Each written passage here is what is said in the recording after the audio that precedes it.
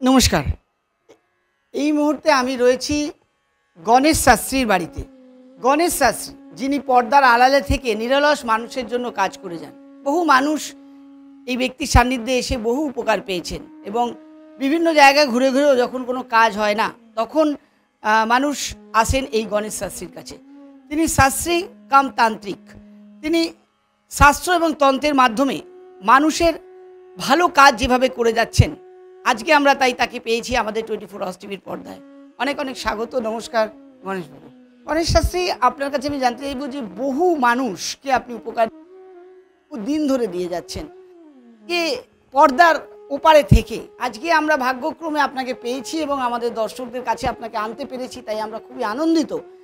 তো আমি একটু জানতে চাইব যে আজকে এই এত মানুষ আপনার কাছে আসে এবং এই যে মানে প্রচার ছাড়াই এটা কিভাবে সম্ভব? দেখেন, আমি তো প্রচারটাকে পছন্দ করি না। প্রথম থেকে আমি প্রচারের আলোতে আসতে চাই না। এই যে একদম প্রচারে সবসময় পেছনে থাকা, যখনই আমি আপনাদের সাথে যোগাযোগ করার চেষ্টা করি বা আপনি প্রচারে আসুন, কিন্তু আপনি সচরাচর আসতে চান না। তবে আজকে আমরা ভাগ্যক্রমে পেয়ে গেছি। তো আজকে আমি গণেশ শাস্ত্রীর কাছে কিছু বিষয় নিয়ে আলোচনা করব। এই যে ধরুন, আজকে আমরা যে বিষয় নিয়ে আলোচনা করব, প্রথমেই হচ্ছে বাস্তু। আমরা অনেকে হয়তো বাড়িতে যেখানে থাকি দেখি সে বাড়িতে অনেক রকম অশান্তি, অনেক রকম ঝঞ্ঝট লেগে থাকে, মনে শান্তি থাকে না, আর্থিক অবস্থা উন্নতি হয় না। অনেক কাজ করার পরেও আমরা দেখেছি যে আমাদের সেইভাবে গ্রোথ উন্নতি হচ্ছে না, চাকরি পাচ্ছি না। ছোটোখাটো বিষয় নিয়ে মা বাবার সাথে বা ওয়াইফের সাথে সবসময় দ্বন্দ্ব, ঝগড়া, লড়াই লেগে রয়েছে। এর একটাই কারণ হচ্ছে আপনার বাস্তু। আপনার যদি বাস্তু দোষ থাকে তাহলে কিন্তু আপনি এরকমভাবেই হয়। তবে আজকে আমি একটু গণেশ শাস্ত্রীর কাছে জানতে চাইব, এই বাস্তু নিয়ে তিনি আমাদেরকে কি উপদেশ দেন, কিভাবে বাস্তু, কিভাবে একটা বাড়িকে আমরা যদি থাকতে হলে আমরা কি কি বিষয়গুলো আমাদের লক্ষ্য রাখতে হবে এবং বাস্তুটা ঠিক কিভাবে তৈরি করতে হবে, আমি একটু সেই বিষয়ে জানবো। তো একটু যদি বাস্তু নিয়ে বলেন। বাস্তু বলতে কি জানেন তো, বাস্তু যে বাড়িতে আমরা থাকি, হ্যাঁ, সেটাকে আমরা বাস্তু বলি। এবারে আমরা বাস্তুর হচ্ছে গিয়ে আত্মা, বাস্তুর আত্মা, বাস্তু আমার দেহ, হ্যাঁ। আর বাস্তু আপনি পূর্ব, পশ্চিম, উত্তর, দক্ষিণ, ঈশান, অগ্নি, নৈঋত, বায়ু, ঊর্ধ্ব, অধ, এই 10টা দিক আপনাকে খেয়াল রাখতে হবে।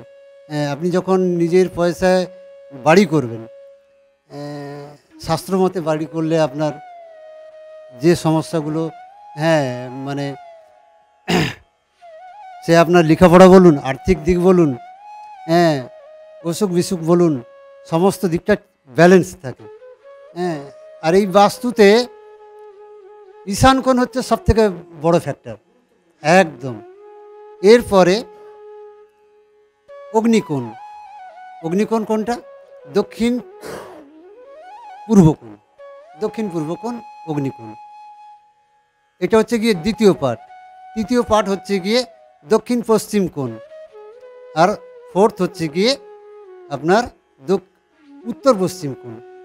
হ্যাঁ, তো ঈশান কোণে আপনি না রাখবেন টয়লেট, না রাখবেন সিঁড়িঘর, আর না রাখবেন আপনি রান্নাঘর।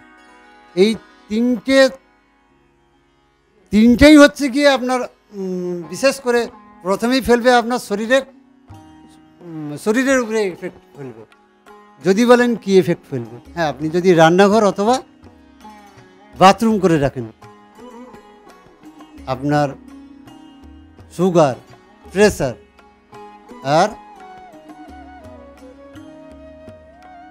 প্রেসার এবং হার্টের রোগ, হ্যাঁ, এগুলো মাস্ট হবে। দর্শক বন্ধু, যাদের ঈশান কোণে যদি বাথরুম বা যদি সেখানে আপনার রান্নাঘর থাকে, তাহলে কিন্তু আপনার অসুখ বিসুখ বাড়িতে লেগেই থাকে, একদম। এবারে অগ্নিকোণে যদি আপনি বাথরুম করেন, সেম প্রবলেম হবে। প্রবলেমটা কি এখানে? মেজর প্রবলেম হবে গিয়ে আর্থিক প্রবলেম, যা দক্ষিণ পূর্ব কোণ, বিশাল প্রবলেম হবে। আপনার যা আনবেন তা চলে যাবে, আর্থিক দিকটাকে ধরে রাখতে পারবেন না।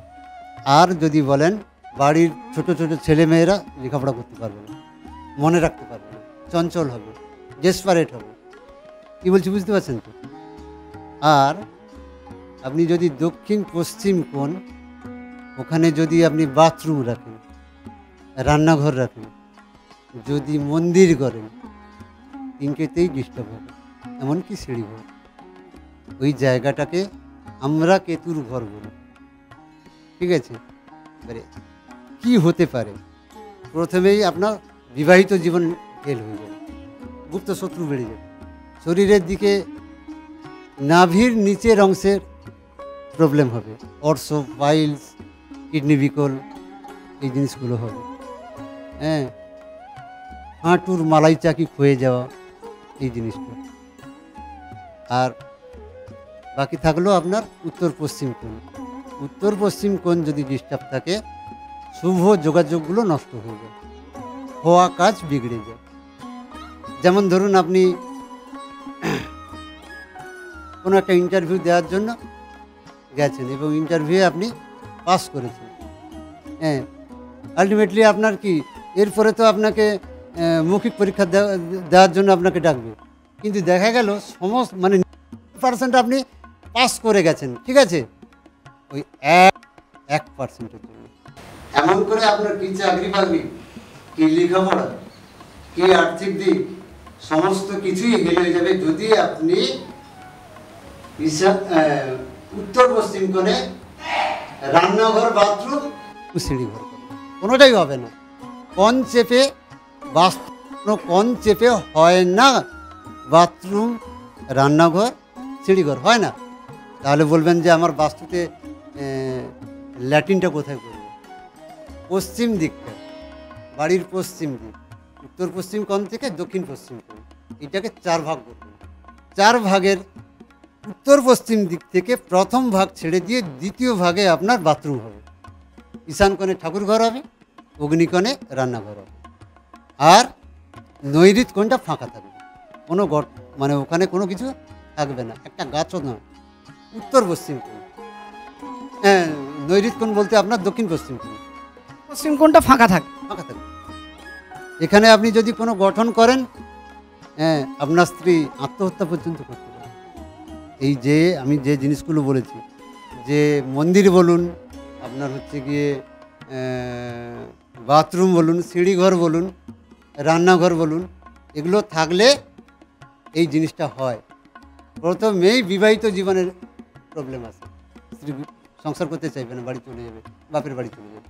একটা কথা জানতে চাইবো যে যখন ধরুন এখন তো অনেকের ফ্ল্যাট বাড়ি, কলকাতার শহরে বা বিভিন্ন ব্যস্ততম জায়গায়, তো বিভিন্ন বাড়িঘর কেনার সময় অনেক কিছু মেনটেন করা হয় না, তো যাদের এগুলো এরকম ধরনের মেনটেন, তাদেরকে কি বাড়ি ছেড়ে দেওয়ার পরামর্শ দিচ্ছে? একদম। আমি ওই গঠন ভুল রেখে রেমিডি করে কোনো লাভ নেই। ক্যান্সার হয়েছেন, কেমো দিচ্ছেন, কতদিন হবে না হতে? আপনাকে গঠনটাকে ঠিক করতে হবে।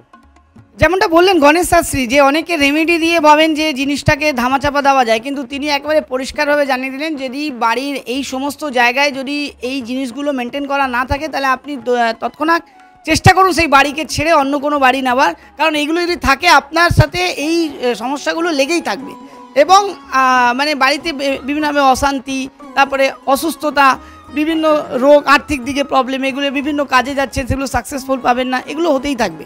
একদম। আপনার বিশেষ করে ঈশান কোণ এবং অগ্নিকোণ মাস্ট। অগ্নিকোণে আমি তো বলে দিলাম যে বাথরুম থাকলে প্রত্যেকের মাথা গরম হবে, ওই বাড়ির যতজন সদস্য ততজনের মাথা গরম হবে, অকারণ চেঁচামেচি করবে। অগ্নিকোণ, দক্ষিণ পূর্ব কোণ, ওই জায়গায় বাথরুম হয় না। এইবারে ধরুন আপনার দক্ষিণ পূর্ব কোণে বাথরুম আছে, আপনি কি করবেন? একটা ছোট করে একটা টোটকা বলে দেবেন। কী করবেন? আকন্দ ফুল। আকন্দ ফুল 2 রকম হয়, একটা সাদা হয়, একটা বেগুনি কালার। আকন্দ ফুল 4টে নেবেন, সাদা নিলে সাদা 4টে, বেগুনি নিলে বেগুনি 4টে নেবেন। হলুদ স্যালু নেবেন, রুমাল টাইপের। এবারে বাড়ি ঝাঁটানো ময়লা, বাড়ি ঝাঁট দেওয়া ময়লা, আর প্রতিষ্ঠা করা হরি মন্দিরের মাটি, এই 4টে জিনিসকে একসাথে পুডলি করবেন ওই হলুদ কাপড়। পুডলি করে দক্ষিণ পূর্ব কোণে, বাড়ির দক্ষিণ পূর্ব কোণে বাইরে গেড়ে দিন অথবা ঝুলিয়ে রাখুন, সমস্যা চলে যাবে। এইবারে এটা আপনি কোন দিন করবেন? অমাবস্যার দিন এবং পূর্ণিমার দিন। হ্যাঁ, যেদিন অমাবস্যা লাগবে সেই দিন অমাবস্যা লাগার 1 ঘন্টা পরে রেমেডিকে ফলো করা যায়। এই রেমেডিটা দেখবেন 15 দিন অন্তর আপনাকে চালিয়ে যেতে হবে। অমাবস্যা একদিন করবেন, পূর্ণিমা একদিন করবেন। এইটা আপনার কমসে কম 12 মাস চালাতে হবে, 1 বছর থাকবে। ওই 15 দিন থাকবে, 14 দিন থাকবে, 15 দিনের দিন আপনি চেঞ্জ করবেন, আবার একটা নতুন করবেন। সুন্দর একটা টোটকাতে আপনি বললেন। এতে করে কি হয়, আপনার বাড়ির যে এই যে চেঁচামেচি এটা বন্ধ হয়ে যাবে। কোনো গুপ্ত শত্রু যদি আপনার উপরে তন্ত্র মন্ত্র করে, আপনার ক্ষতি করার চেষ্টা করেছে, বন্ধ হয়ে যাবে। হ্যাঁ, তৎক্ষণাৎ বন্ধ হবে। আপনি ঝুলিয়ে দেওয়ার সাথে সাথে বন্ধ হয়ে যাবে। আমরা বসে আছি গণেশ শাস্ত্রীর বাড়িতে। আমার সাথে একদম খুব সাদা, একেবারে খুব সিম্পলভাবে তিনি থাকেন এবং সিম্পলভাবে আমার সাথে বসেও আছেন। কিন্তু যতটা তিনি সিম্পলভাবে থাকেন ততটা তিনি অসাধারণ, কারণ তিনি যে কাজগুলো করেন এতটা পাওয়ারফুল কাজ, না দেখলে বিশ্বাস করবেন না। মানে তৎক্ষণাৎ একটা এফেক্ট তিনি দিতে পারেন।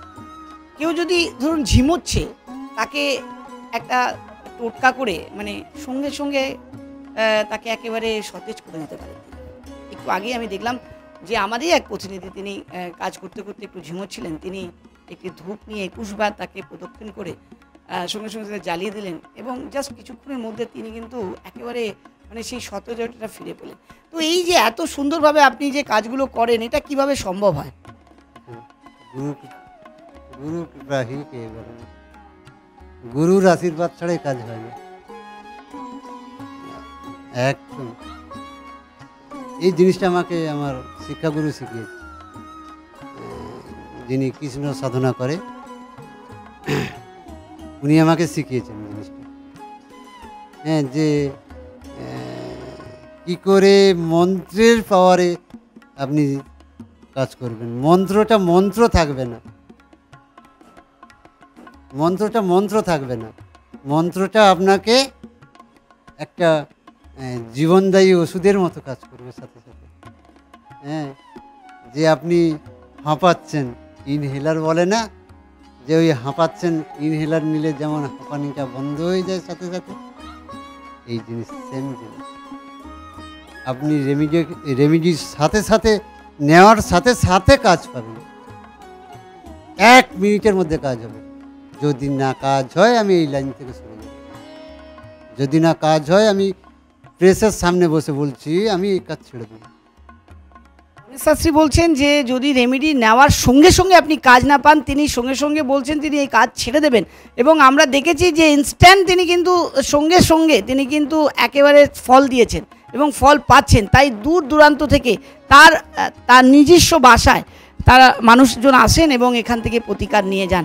আমি একটা কথা জানতে চাইবো গণেশ শাস্ত্রী, অনেক মানুষের অনেক সমস্যা আছে, অনেক সমস্যা নিয়ে তারা আপনার কাছে আসেন এবং সেই আশা আপনি পূর্ণও করেন। তো এটা যে যখন আপনি করেন, ধরুন কারোর কেউ চাকরি পাচ্ছে না, কেউ শারীরিকভাবে অসুস্থ, কেউ ধরুন আপনার বিবাহ হচ্ছে না, কারোর খুব অশান্তি পরিবারের, কারোর হয়তো স্বামী স্ত্রীর মধ্যে ঝগড়া, এই যে সমস্যাগুলো, এগুলো কি আপনি জ্যোতিষ এবং তন্ত্র দুটোর মাধ্যমে কাজ করেন? হ্যাঁ, দুটোর মাধ্যমে। আগে আপনাকে বিচার করতে হবে, বিচার কেউ করবেন আপনাকে জ্যোতিষীর মাধ্যমে করতে হবে, আর তন্ত্রের মাধ্যমে তার সমাধান হবে। তবে আমি আবারও বলি, এই জ্যোতিষ এবং তন্ত্রের আগে একটা পার্ট আছে, এই পার্টটা আমি এই প্রেসের সামনে বলতে চাই না। তবে ওই পার্টটা সবার হয় না। হাজার হাজার, পশ্চিমবাংলায় কেন সারা ভারতবর্ষে হাজার হাজার তান্ত্রিক বসে আছে, কিন্তু কাজের কাজ তারা বেশি ভালো যে নেই তা নয়, ভালো আছে, কিন্তু হাতে গোনা।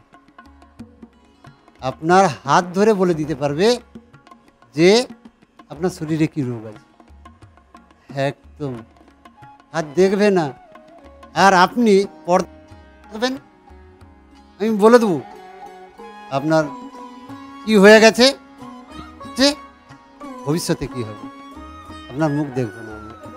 এটা বলা সম্ভব? এটা বলা সম্ভব? আর এটা হচ্ছে গিয়ে সংখ্যা তত্ত্বের মাধ্যমে আমি বিচার করে থাকি।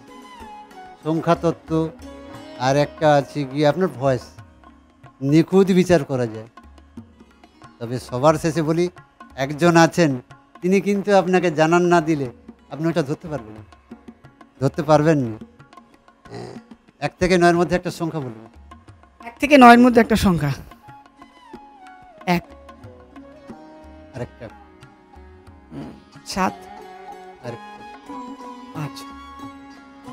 1, 7, 5। এখানে কোনো পুরুষ মানুষ আছে আপনার পেছনে, যে ব্যাক সাইডে আপনার শত্রুতা করছে, পুরুষ মানুষ। আমি আবারও বলছি, তিনি আপনার পিতৃতুল্য মানুষ, আপনার শত্রু। এটা বাস্তব। হ্যাঁ, হ্যাঁ। আপনি 7 বলেছেন, গুপ্ত শত্রু তৈরি করে। 1 হচ্ছে গিয়ে সূর্য, রবি, রবি মানে পুরুষ। 7 হচ্ছে গুপ্ত শত্রু, রবি হচ্ছে পুরুষ। 5 হচ্ছে গিয়ে না, গুরু না, আপনাকে 5 হচ্ছে বুধ। আপনাকে এমন একটা পর্যায়ে নিয়ে ফেলে দেয় এক সময়, যে আপনি বাচ্চা ছেলের থেকেও খারাপ হয়ে যান, একদম বাচ্চা ছেলের থেকেও খারাপ হয়ে যান। এটা বললেন একদম সম্পূর্ণ ঠিক কথা বললেন। দেখুন, ইনস্ট্যান্ট আমি ওনার সাথে কথা, উনি আমার সংখ্যাতত্ত্ব দিয়ে আমাকে বিচার করলেন এবং প্রায় 99% একেবারে ঠিক কথা বললেন উনি। আমি জানি না কিভাবে তিনি বললেন, কীভাবে সম্ভব। এইভাবেই তিনি প্রত্যেকটা মানুষকে এইভাবে তিনি বিচার করে থাকেন এবং বিচার করার পর তাকে একবার সঠিক রেমেডি দিয়ে থাকেন। এই যে সঠিক বিচারটা, যে আপনার পেছনে একজন আছেন যে আপনার শত্রুতা করছেন, সেটা তো আপনিও জানেন না, কিন্তু উনি ধরে ফেললো। কিন্তু আপনি জানেন যে শত্রু আছে, কেউ আপনার সাথে শত্রুতা করছে, কিন্তু কে সেটা আপনার পিতৃতুল্য মানুষ বা আপনার সে বয়োজ্যেষ্ঠ। এই যে আপনাকে ধারণাটা দিল, তাহলে আপনি এটা ক্যালকুলেশন করতে পারেন যে কে হতে পারে আপনার সাথে এরকম ধরনের ঘটনা ঘটাচ্ছে। তো এই ঘটনাগুলোকে, এই জিনিসগুলোকে সঠিক প্রেডিকশন করে থাকেন গণেশ শাস্ত্রী। তিনি হচ্ছেন মানে একদিক দিয়ে তিনি জ্যোতিষ, অন্যদিকে তিনি হচ্ছেন তান্ত্রিক। ধরুন আপনার বাচ্চা পড়াশোনা করছে না, দীর্ঘদিন ধরে আপনি চেষ্টা করছেন, অনেক রকম রেমেডি নিয়েছেন, কিন্তু কাজ হচ্ছে না। একবার আপনি গণেশ শাস্ত্রীর সাথে যোগাযোগ করুন, ওনার কাছ থেকে পরামর্শ নিন, আর আপনি দেখুন ইনস্ট্যান্ট তৎক্ষণাৎ আপনি সেই আপনার বাচ্চা পড়াশোনায় মন বসে যাবে, বসবেই, 100% বসবে। কারণ বহু লোক এখানে এসছেন, সেই প্রতিকার পেয়েছেন। ধরুন আপনার কোনো পুরনো মামলা চলছে বহুদিন ধরে, সমস্যার সমাধান হচ্ছে না, গণেশ শাস্ত্রীর কাছে আসুন। আপনাকে বলে দেবে যে কোন পর্যায়ে এবং কখন তার নিষ্পত্তি হবে এবং কিভাবে হবে। ধরুন আপনার বিবাহ হচ্ছে না, বহুদিন ধরে বহু জায়গায় যাচ্ছেন, কিন্তু সম্বন্ধ কেটে যাচ্ছে, আপনি গণেশ শাস্ত্রীর কাছে আসুন। উনি সঠিক রেমেডি এবং আপনার সঠিক বিচারের মাধ্যমে আপনাকে আপনার বিবাহের জায়গাটা পরিষ্কার করে দেবে। ধরুন আপনার বাড়িতে অশান্তি হচ্ছে, ওয়াইফের সাথে, বাবা মার সাথে বা বন্ধু বান্ধবের সাথে, আপনার আর্থিক অবস্থা খারাপ হয়ে যাচ্ছে, আপনি গণেশ শাস্ত্রীর কাছে আসুন। আপনার সঠিক উনি আপনাকে বিচার করে আপনাকে রেমেডি দেবে। তো এই জিনিসগুলোকে একদিক দিয়ে তিনি বিচার করছেন, আর একদিক দিয়ে রেমেডি দিচ্ছেন। এটা কিন্তু সবার কাছে হয় না, কারণ জ্যোতিষীরা স্বভাবতই তিনি বিচারটা করতে পারেন, কিন্তু রেমেডির ক্ষেত্রে তাকে পাথরের ওপরে নির্ভর করতে হয় বা স্টোনের ওপরে নির্ভর করতে হয়, বা অন্য কোনো তান্ত্রিকের কাছের মাধ্যমে তার জন্য তিনি রেমেডি তৈরি করে দেন। কিন্তু গণেশ শাস্ত্রীর একটা প্লাস পয়েন্ট হচ্ছে, তিনি নিজেও যেমন জ্যোতিষ, সেরকম তান্ত্রিক। এই জ্যোতিষ এবং তান্ত্রিক একসাথে পাওয়াটা খুব মুশকিল, আর পেলেও সঠিক মানুষকে পাওয়া কিন্তু মুশকিল। তাই তিনি তার বাড়ির চেম্বারে বসেই বাড়িতে তিনি সাধনা করেই বহু মানুষের অনবরত কাজ করে যাচ্ছেন। আমি জানতে যাবো গণেশ শাস্ত্রী, আপনার কাছে এই যে সমস্যাগুলো নিয়ে তো বহু মানুষ আসেন আপনার কাছে, আপনি তৎক্ষণাৎ যেমন আমার বিচার করলেন, তাদেরও বিচার করেন, এবং এগুলো কি রেমেডিও করা সম্ভব? এই যে ধরুন আমার গুপ্ত শত্রু রয়েছে, বা ধরুন আমার এই যে আমার পেছনে সবাই শত্রুতা করছে, তো এইগুলোকে কি কমানো সম্ভব? কমানো সম্ভব। দেখেন, জ্যোতিষী প্রায় 99 জন জ্যোতিষী আপনার হচ্ছে গিয়ে স্টোনের উপরে হাঁটে, একদম কিন্তু আমি 99টা রুগীকে কোনো স্টোন দেই না, কোনো স্টোন দেই না। আপনি আমার সাথে কথা বলবেন, ইনস্ট্যান্ট যদি আপনি সুস্থ না হন আমি এই কাজ ছেড়ে দেবো, আমি চ্যালেঞ্জ করে বলছি। আপনি শুধু আমার সাথে কথা বলবেন, তাতেই আপনি সুস্থ হয়ে বাড়ি চলে যাবেন, আমি চ্যালেঞ্জ নিয়ে বলবো। পাওয়ার উনি এত সাধনা করেন, দীর্ঘ সময় তিনি সাধনার মধ্যে মগ্ন থাকেন, এই জন্য তেনার এই যে পাওয়ারটা, বলার যে কথার মধ্যে যে পাওয়ারটা, সেটা ওনার ভেতর থেকে আসছে। এবং আমি সত্যি ফিল করছি যে তিনি যে কথাগুলো বলছেন একবারে হুবহু মিলে যাচ্ছে। তো এই যে আপনি পাথর ছাড়া এই যে আপনি লোককে সুস্থ, এটা কি আপনি নিজের হাতে তৈরি করেন বা আপনি সাধনার মাধ্যমে? একদম, গুরু দিয়েছে মন্ত্র, আর সেটা খাটাবো আমি আমার মতো, গুরুদেবের মতো নয়। গুরু শুধু মন্ত্র দিয়ে ছেড়ে দিয়েছে, আমি আমার পাওয়ারে খাটাবো। এবারে সাধনাই কিন্তু এই লাইনের প্রধান। হ্যাঁ, আমাকে গুরুদেব একদিন বলছে, আমি একটা নিজের বুদ্ধিতে কবচ তৈরি করেছি। গুরুদেব বলল যে এটা কী করে সম্ভব গণেশ দা আপনার দ্বারা? আমি সম্ভব, আপনি সামনে থেকে দেখবেন আমাকে, আপনি তো আড়াল থেকে গুরুত্ব নিয়েছি, সামনে থেকে দেখবেন আমাকে, দেখলে বুঝতে পারবেন যে এটা সম্ভব। একটা কথা জানতে যাবো যে বহু মানুষ বহু সমস্যার মধ্যে থাকেন, তো সবাই তো আর এতটা দূরে আসা সম্ভব হয় না। তো যারা আসতে চান তারা কি ফোনের মাধ্যমেও আপনি ফোনের মাধ্যমে প্রতিকার দিয়ে থাকি, দূর থেকে কাজ বলছেন তো, দিয়ে থাকি একদম। শুধু আপনার স্টোন, মাদুলি এগুলো নিতে হলে আমার কাছে আসতে হবে। আমি কুরিয়ারের মাধ্যমে পাঠাই না। আমি কেন পাঠাই না, তার বিশেষ কিছু কারণ আছে, তো আমি প্রেসের সামনে সেই কথাগুলো আমি বলবো না। হ্যাঁ, কিন্তু কোনো রেমেডি, বিশেষ করে পার্মানেন্ট কোনো রেমেডি নিতে হলে আমার কাছে আসতে হবে।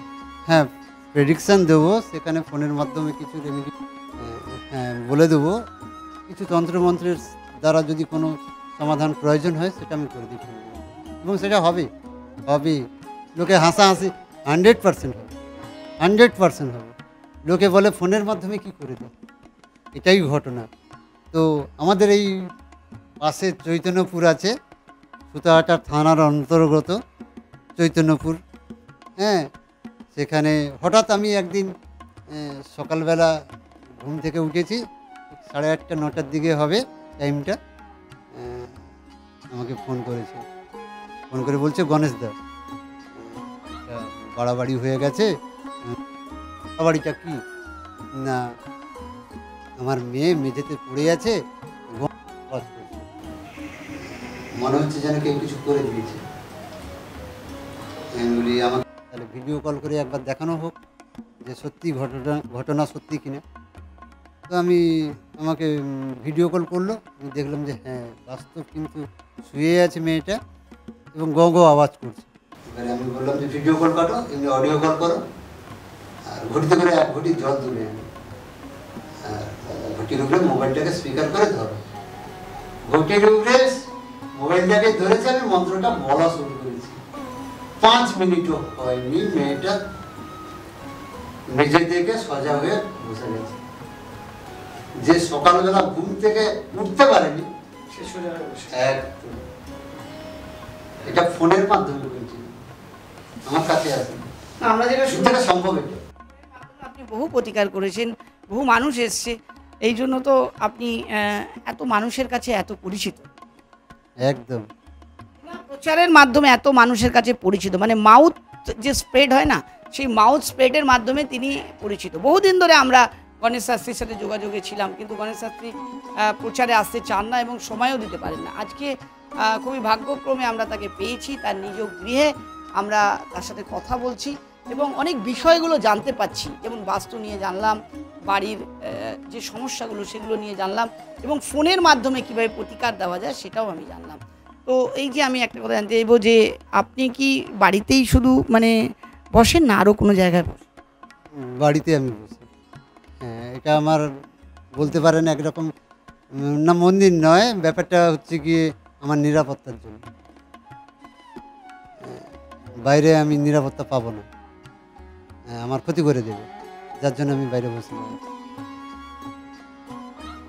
কারা আমার শত্রু আমি সেটা বাইরে প্রচার করব না, বলার দরকার নেই। এই আমার নিজের নিরাপত্তার জন্য আমি বাড়িতে বসি, বাইরে করি না আমি। এবারে গুরুদেবের কোনো কাজ থাকলে বা কারো বাড়িতে হয়তো ডাক্তার থাকে, আমি সেখানে যে কাজ করে দিয়েছি। একদম কোনো কাজ বা বাড়িতে কোনো দোষ হয়েছে বা যদি কোনো অশুভ দৃষ্টি রয়েছে সেগুলোকে আপনি গিয়ে একদম। তবে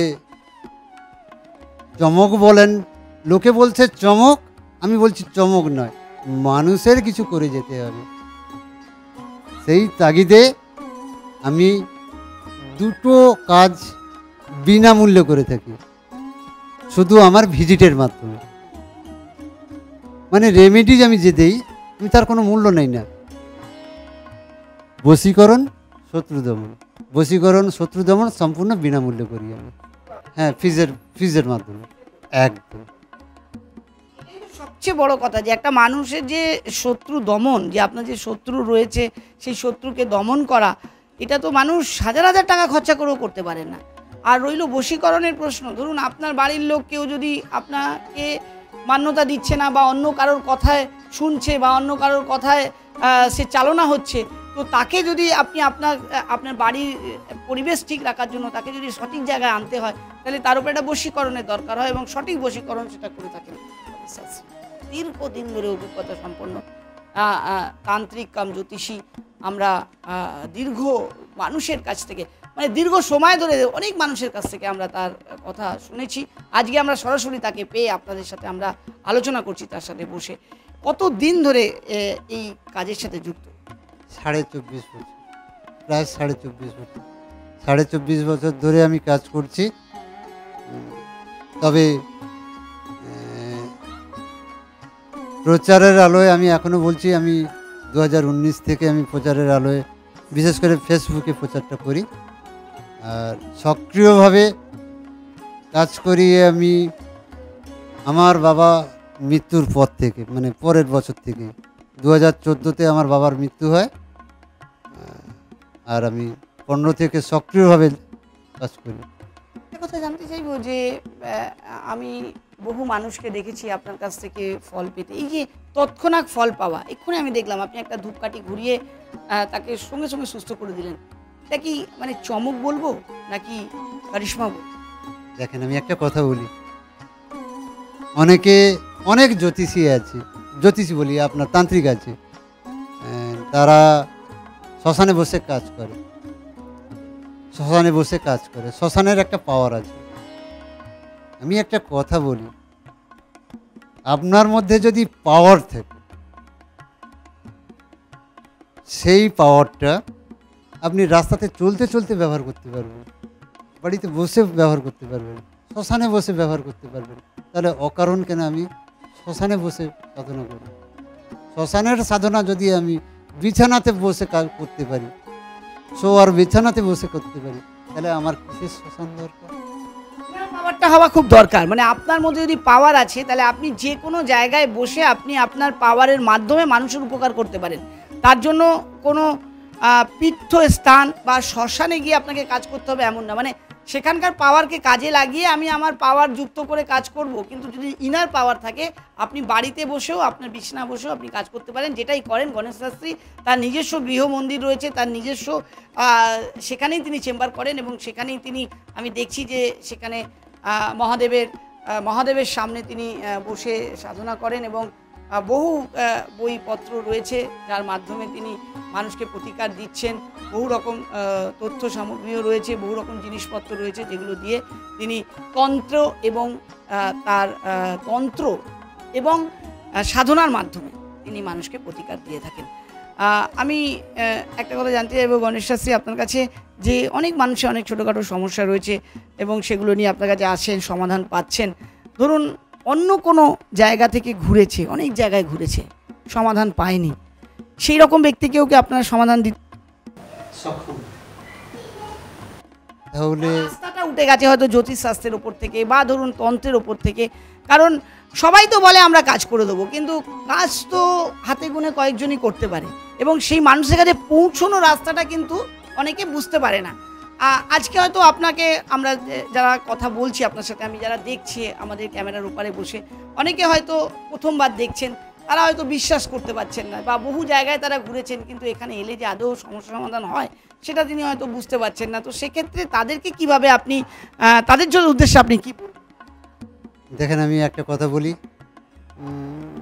আমার কাছে রাষ্ট্রপতি পুরস্কার প্রাপ্ত, রাজ্যপাল পুরস্কার প্রাপ্ত জ্যোতিষীর কাছ থেকে, তান্ত্রিকের কাছ থেকে ক্লায়েন্ট এসে আমার কাছে এসেছে দেখাতে। বুঝতে পারছেন তো?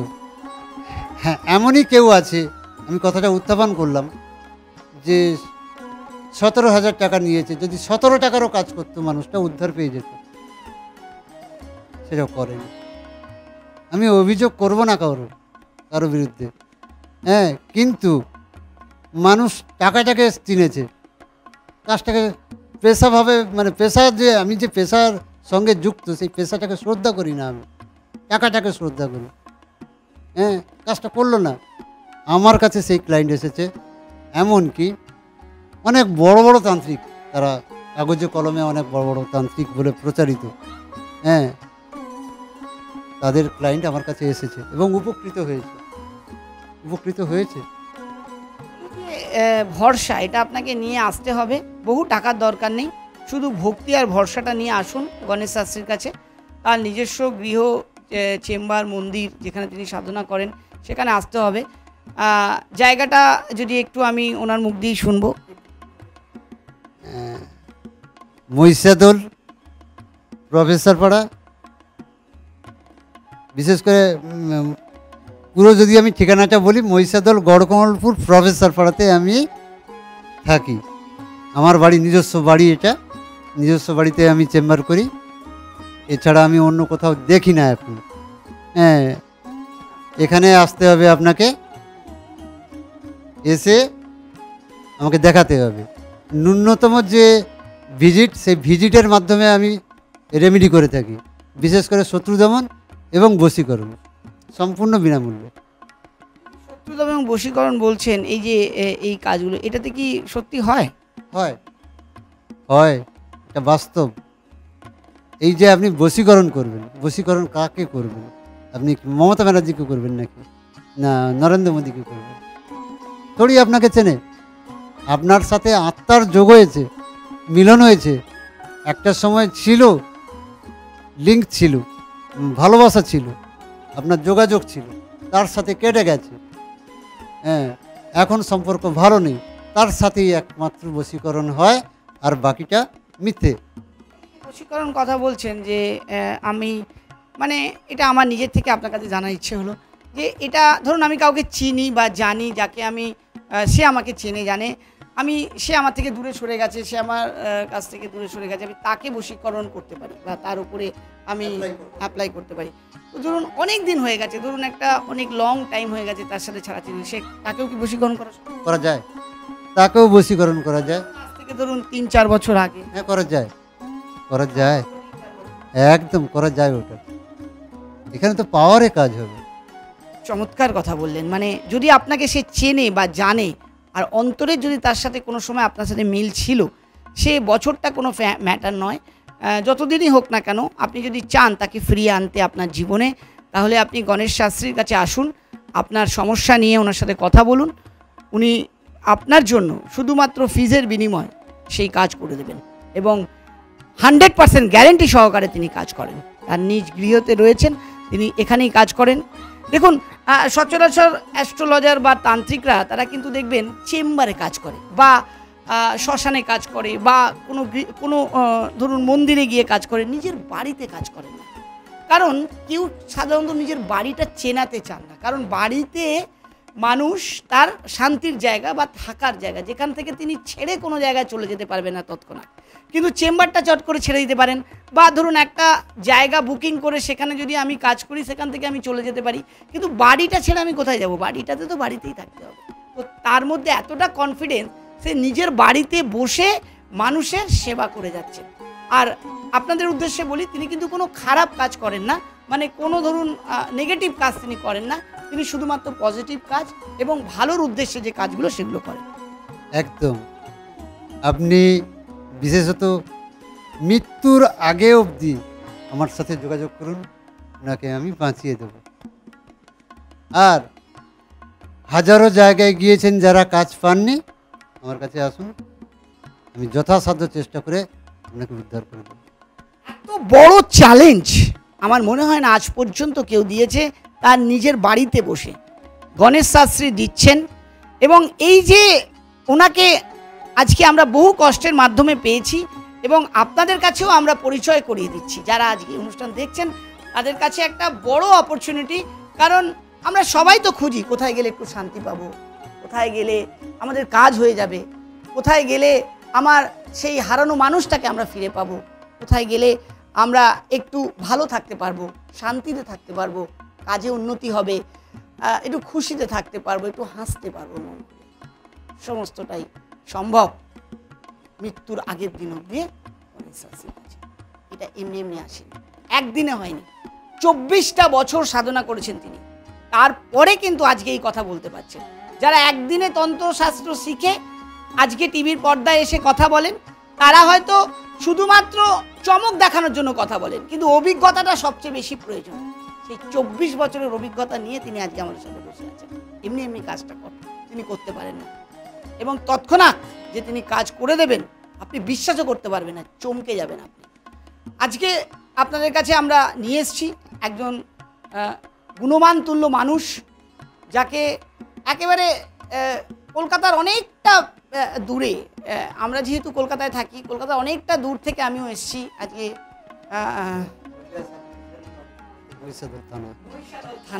থানার কাছে, এবং মহিষাদলে আমরা এসেছি প্রায় এটা একটু আগে। এটা হলদিয়া সাব ডিভিশনের মধ্যে পড়ে। এতটা দূরে কেন এসেছি? কারণ ওনাকে আমরা আপনাদের কাছে নিয়ে আসতে চেয়েছি, যাতে আরও মানুষ কাজ পায়, আরও মানুষ ওনার সান্নিধ্যে আসতে পারে। যারা বিভিন্ন জায়গায় ঘুরেছেন কাজ পাননি, তারা এখানে আসতে পারেন। যারা হেরে গেছেন, ভাবছেন যে ছেড়ে দিলাম হালটা, একবার চেষ্টা করুন। এই গণেশ শাস্ত্রী আমার সাথে বসে রয়েছেন, একটা বার আপনি আসুন, এসে দেখুন। উনি নিজের বাড়ি থেকে বসে আপনাদের কমিটমেন্ট করছে, এবং আমি নিজে দেখেছি, নিজে বলতে পারছি কাজ আপনার 100% হবে। আপনি আসুন, আপনার শ্রদ্ধা ভক্তি ভালোবাসা নিয়ে বাকি কাজটা আমার। অসংখ্য ধন্যবাদ গণেশ শাস্ত্রী আমাদের সাথে এতক্ষণ থাকার জন্য। যেতে যেতে ছোট্ট একটা টোটকা, যাতে আমরা ভালো থাকতে পারি, খুশি থাকতে পারি, আনন্দে থাকতে পারি, সবাই এই পৃথিবীর সবাই যেন আমরা ভালো থাকি, কি বলবেন? তাহলে আমি একটা ছোট্ট টোটকা বলে যাই। একটা সাদা পেপারে 2 ইঞ্চি বাই 4 ইঞ্চি পেপারে আপনি একটা কাঁচা হলুদকে পেনের মতো ছিলে নেবেন, নিয়ে আপনার মনের ইচ্ছা ওই সাদা কাগজের উপরে লিখবেন। লেখার পর ওইটাকে ভাঁজ করে নেবেন, ভাঁজ করে ছোট করে নেবেন। এবারে ওই ভাঁজ করা অংশটা বাড়ির যে হরি মন্দির, আমাদের পূর্ব মেদিনীপুরে প্রায় প্রত্যেক বাড়িতেই হরি মন্দির আছে, বাড়ির হরি মন্দিরে ওই তুলসী গাছের গোড়াতে ওইটাকে পুঁতে দিন। দিয়ে একটা সাদা শুদ্ধ সুতা গাছের গোড়াতে, ওই তুলসী গাছের গোড়াতে আপনার মনের ইচ্ছা বলে বলে বেঁধে দিন। আর তুলসী গাছটাকে একটা ধূপ জেলে আরতি করুন, আর আপনার মনের ইচ্ছা বলতে থাকুন। এইবারে ওটা তো পোতা থাকলো, আর আপনি দিনের পর দিন সেখানে ধূপ দেখাচ্ছেন, আর আপনার মনের ইচ্ছা জানিয়ে যান। দেখবেন কয়েকটা দিন যেতে না যেতে আপনি দেখবেন আপনার সমস্যা থেকে আপনি বেরিয়ে গেছেন। সুন্দর একটা টোটকা, আমরা সবাই করতে পারি। তার জন্য গণেশ শাস্ত্রী আপনাদেরকে জানালেন আরও বেশি মাত্রায় নিজের ভালো জানতে, নিজের প্রবলেমগুলো জানতে, কোথায় গেলে সমস্যা সমাধান পাওয়া যাবে জানতে আসতে হবে গণেশ শাস্ত্রীর কাছে। আজকের মতো আমরা ওনাকে বিদায় দেবো। ইচ্ছা করছে না, আরও অনেক কিছু জানার ইচ্ছে ছিল, বা সময় একটা লিমিটেশন আছে। আমরা আশা করি আমরা এর পরের এপিসোডে ওনাকে আমরা পাবো, সময়ের মধ্যে আমরা তাকে পাই, আমরা আরও অনেকগুলো বিষয় তার কাছে আমরা জানবো এবং আপনাদের কাছে নিয়ে আসবো। কিন্তু নিচে যে কল নাম্বারটা যাওয়া যাচ্ছে রয়েছে, সেটা ওনার নাম্বার। এখানে আপনি ফোন করে একটা অ্যাপয়েন্টমেন্ট নিয়ে ওনার সাথে ফোনে কথা বলুন, আর আপনার সমস্যার সমাধানের জন্য একবার শেষ চেষ্টাটা করে দেখুন। অনেক অনেক ধন্যবাদ, নমস্কার। ভালো থাকবেন, আনন্দ থাকবেন, আর সবাইকে অনেক অনেক খুশিতে রাখবেন। আর দেখতে থাকবেন অবশ্যই 24 আওয়ার্স টিভি।